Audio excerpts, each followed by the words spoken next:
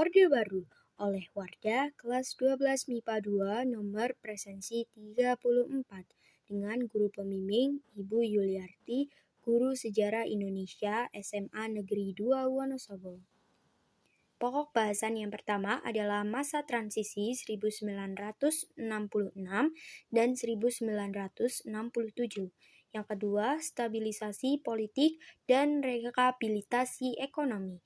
Yang ketiga, kebijakan Orde Baru. Dan yang keempat, dampak dari kebijakan Orde Baru. Sebelum kita belajar, kita perlu mengingat jangan sekali-kali melupakan sejarah, karena sejarah kita bisa mempelajari kesalahan-kesalahan di masa lalu untuk tidak kita lakukan di masa sekarang.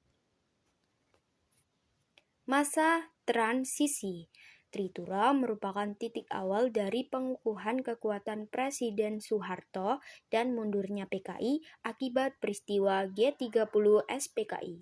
Isi dari Tritura adalah bubarkan PKI dan ormas-ormasnya, bersihkan kabinet dari unsur PKI, dan turunkan harga.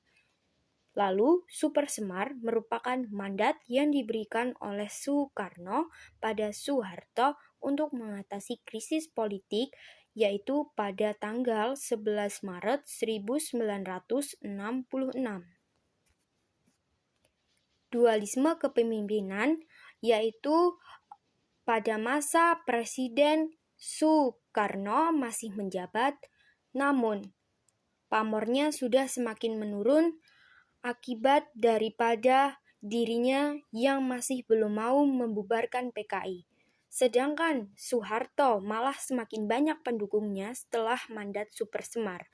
Super Semar diberi mandat oleh MPRS untuk membentuk suatu kabinet yang diberi nama Kabinet Ampera.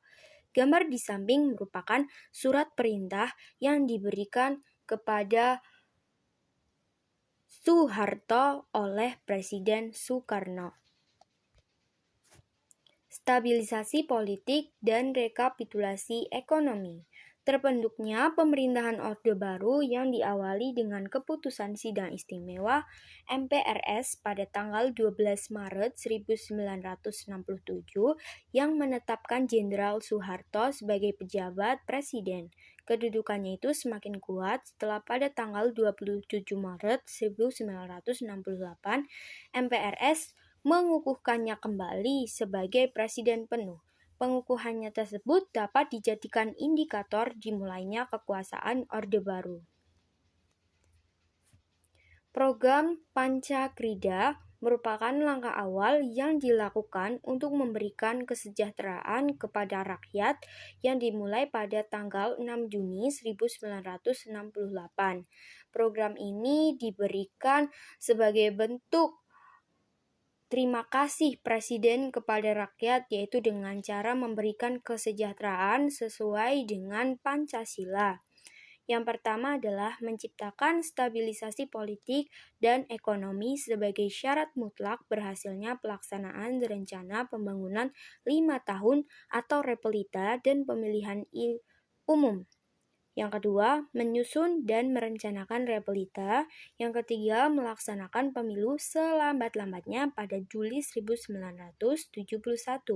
Yang keempat, mengembalikan ketertiban dan keamanan masyarakat dengan mengikis habis sisa-sisa G30 SPKI dan setiap bentuk rongrongan penyelewengan serta pengkhianatan terhadap Pancasila dan Undang-Undang 1945.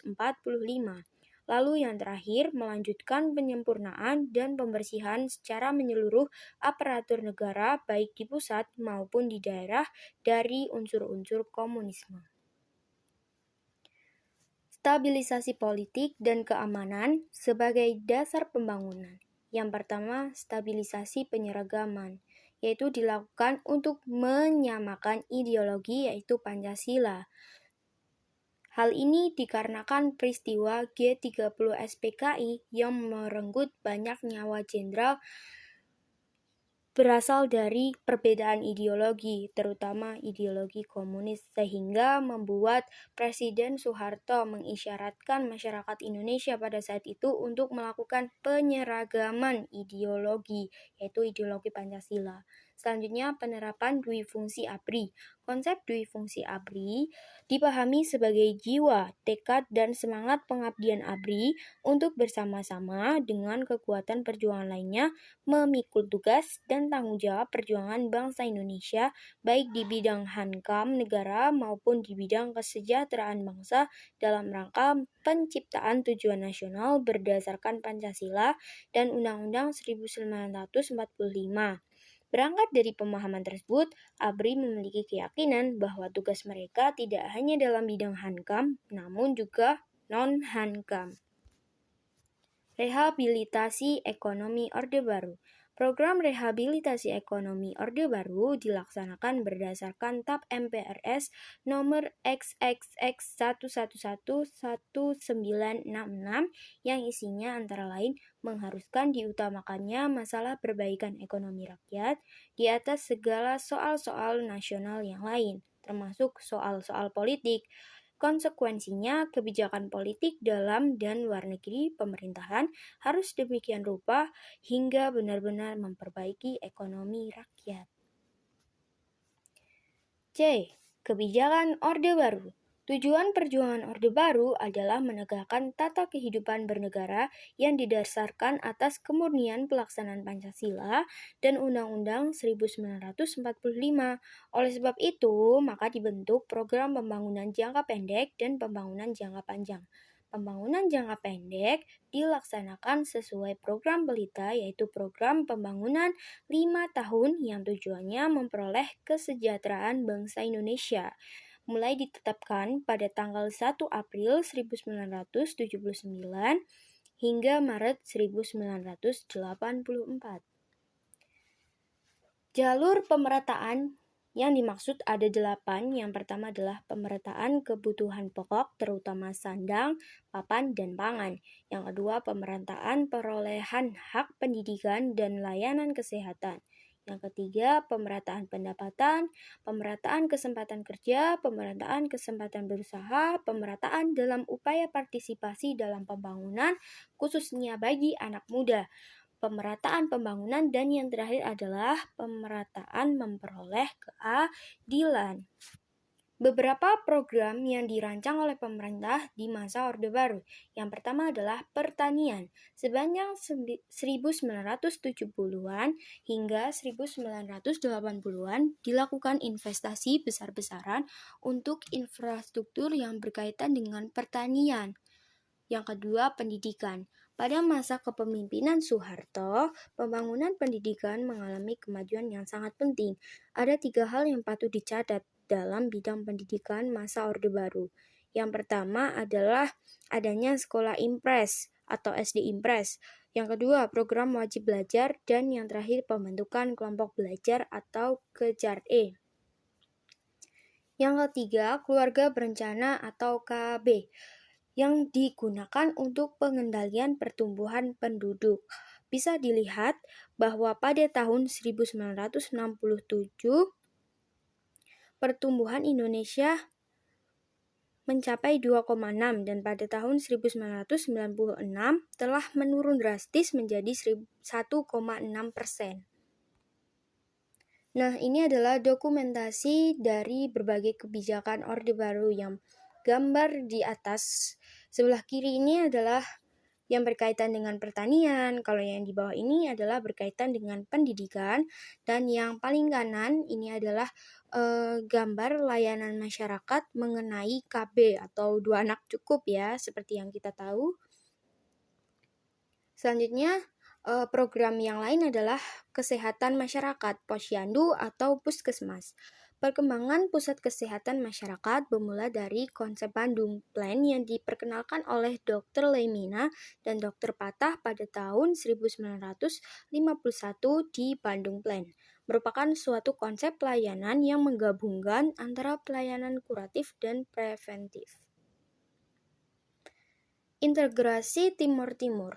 Pada mulanya kan Timur Timur bukanlah bagian dari Indonesia.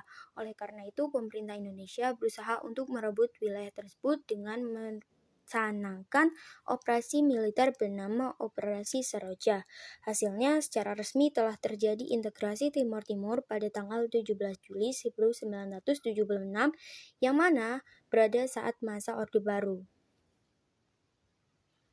Dampak dari kebijakan Orde Baru. Dampak positifnya adalah Indonesia mencapai swasembada pada 14 November 1985. Yang kedua, Indonesia menjadi negara pengimpor beras. Yang ketiga, peningkatan siswa yang bersekolah. Dan yang keempat, angka kematian akibat kemiskinan menurun drastis. Dampak negatifnya yaitu karena pemerintahan bersifat otoriter dan hanya berfokus pada satu pemimpin, jadi masyarakat dirasa kurang memiliki kebebasan dalam melakukan segala sesuatu. Rakyat tidak boleh memberikan pendapat dan juga kritik terhadap proses pemerintahan yang diusung oleh pemerintah. Dan pembatasan partai politik yang hanya ada 3 untuk memudahkan. Daftar pustaka. Terima kasih sudah menonton video ini, semoga bermanfaat dan apabila masih banyak kekurangannya tolong dimaafkan. Wassalamualaikum warahmatullahi wabarakatuh.